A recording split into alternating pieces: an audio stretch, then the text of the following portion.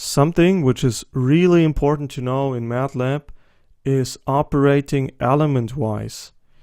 So I'll give you an example and you'll understand what I'm talking about. So you want to multiply the matrices A and B. You type in A multiplied with B and you get the answer. This will be a regular matrix multiplication.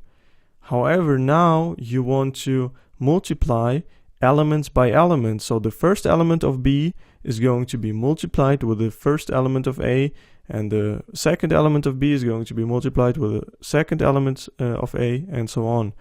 And you're going to use a dot before your operator. So A dot times B gives you the answer.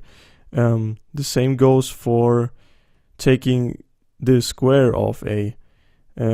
If you type in A squared, it will be a regular matrix multiplication of A times A. But you want to have those elements squared. So the first element should be squared, the second element should be squared individually, and so on. You use A dot squared, and every element will be squared individually.